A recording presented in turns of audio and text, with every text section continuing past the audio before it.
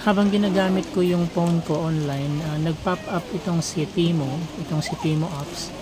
Tapos may promotion siya na kapag in-install mo raw itong si Timo, ay makukuha mo yung itong drone na ito ng free. So na-entice ako na i-open tong si Timo apps. Tapos meron dong ano yung pag open mo, kailangan mo i-input yung info mo, parang application, so input mo yung mga information mo. Tapos ito nga, nagkaroon ako ng interest na install kasi nagustuhan ko tong yung drone nila, sabi niya free daw. So ito nga yung ano yung drone na i-deliver sa akin. So yung E99 yan, kapag pumunta po kayo sa apps ni Timo, makikita niyo yung drone na yan. Pumapalo siya, nasa around 1,400 pesos during that time nung inopen ko itong si Timo. And then magsiselect ka ng parang tatlong item. So tatlong item sinelect ko ron, pero ito yung pinaka nagustuhan ko. Pumalo lang siya ng parang more than 100 pesos yung binayaran ko. Hindi siya talaga free, so may babayaran ka pa rin. Siguro kasi syempre manggagaling siya sa ibang bansa. So it takes like 4 to 5 days bago ko na-receive yung drone na yan. Maganda siya, maganda yung quality. Medyo nagkaroon lang ng puti sa karton, pero ano naman siya, cover. I guess because during that time medyo may bagyo rin ako. Ito yung ano yan, kung ano yung nasa picture, yun din yung marireceive mo. Yung nasa sa model nila white, pero yung nakuha ko na. Pero dun sa mga advertisement nila, usually naman yung black. Yan, so buksan natin yung box. Bakit basa? Yan, tapos sa loob ng box mayroong small bag. So maganda kasi nakabag pa siya. Parang small. Wala nilang ba? Ano siya, rubber. Small box talaga siya, may sipa yung hawak ko. So maganda yung May picture ko pa ito. tapos pag binuksan mo yan, dyan makikita na yung items. So sa loob ng box na yan, yan yung remote. Parang parang naglalaro ko yung remote car. Tapos ito na yung ito yung battery. Dalawa yung battery niya, yung isa nakapasok, yung nakalagay mismo dyan sa drone. Sa inyong LC. Maganda, ang gaan. Mabasag yan ko rin yun. So, dual camera po yan, yung E99. Meron siyang camera sa bottom. May camera din siya dun sa harapan. Yung camera na yan, para makita mo siya. I-connect nyo yan sa cellphone nyo. Mayroong apps na i-install nyo para makita yung view sa area. Ito na yung mga ginagamit ng mga nagbablog, yung pinapakita yung top view, like yung traffic, yung mga view sa area.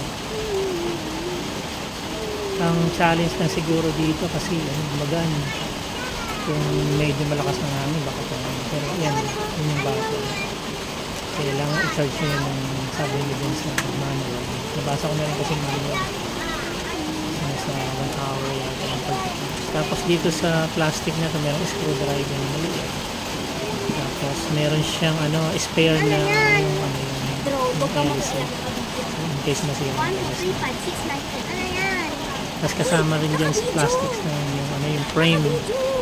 Kailangan ikabit mo yung frame na yan doon sa LC kasi protection na yun para kung tatama siya sa mga pader o kaya sa mga puno, mapoprotection na yun. Yan, babakbakin nyo lang yung nakadikit na yan. So, kasama na rin po dyan yung cord ng charger. Hindi kasama yung saksakan, pero yung cord na.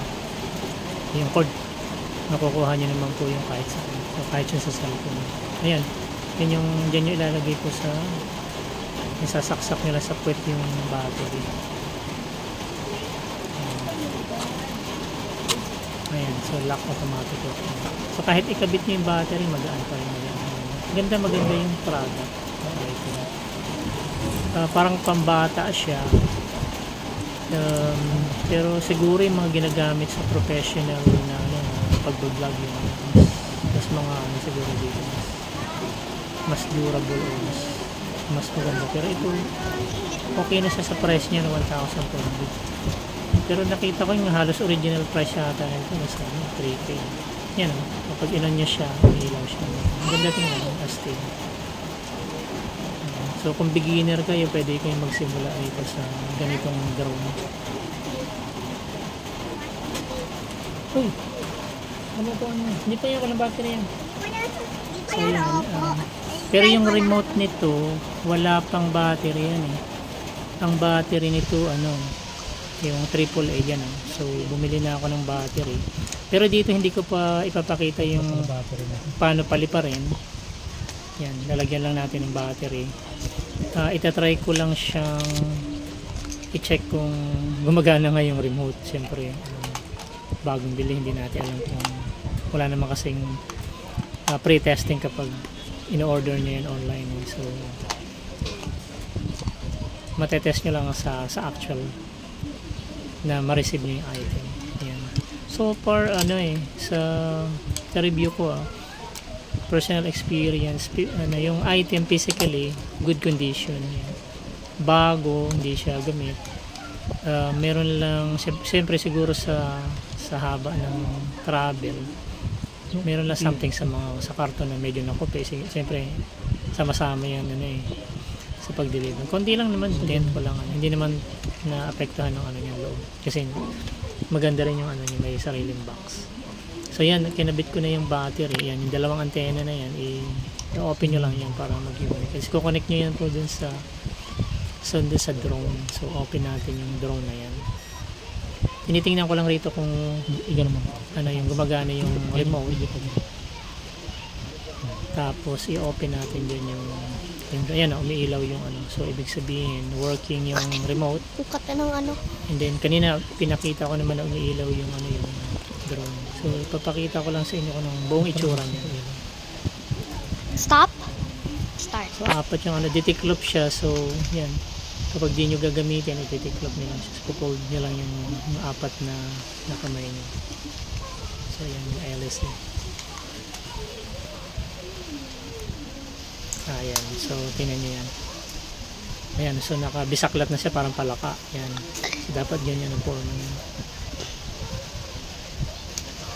Tapos meron siyang frame. Nung una medyo nalito ako, so baka kayo malito rin kayo guys kung ano yung frame, yung na yan, yung apat na frame na yan. Sabi ko saan kaya ito ginagabit. So tinignan ko yung video, sabi ko may parang nga sa kita, doon ka na nakikita. tinignan ko pa paano medyo nakakalito, kakapain nyo lang, pero ganyan pa ang pagkabit. Dapat kada corner niyan ikabit nyo siya. Yan. Kasi protection siya ng ganyan. yung propeller ng LSD. So kasi siyempre pag nagpapalipad kayo, minsan hindi nyo yung makokontrol. Tatama yan sa mga corner. Hindi ko bato, nagigets kung para sa saan. puno. So in case na tumama siya, yung niya, pa rin intact. So depende sa sa pagkakabay. Pero ganyan po. Dapat ganyan po yan guys. Ganyan. So apat na nakabit na. Pero dito hindi nyo na, okay lang yan kahit di nyo na iayos yung pero ganyan yan. So kala ko nga dati pinipix yan pero okay na yan kapag once na inon niya yan, iikot na yung automatic pero dito hindi ko pa ipapakita yung pag-take off.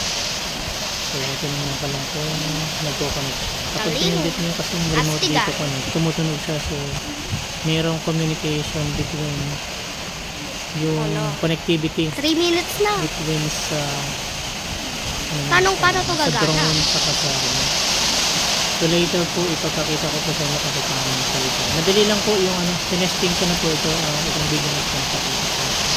Try mo pindutin yung app. May connection yung dalawa. Yung button na pang app. Hindi, yung isa. Ayan. So yung guys, Ayaw. kung gusto niyo po siyang tingnan sa team, yan, yan, E99 drone.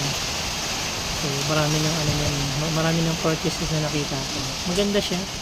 So So hindi na masama dun sa 1,400 na original price. Nakuha ko lang siya ng less than 200 pesos. Itong drone na to. Sa pag-open nitong Timo. Yan. High quality po. Pero para Dapat sa pala akin, manood ka muna paano parang gamitin yung pambata drone.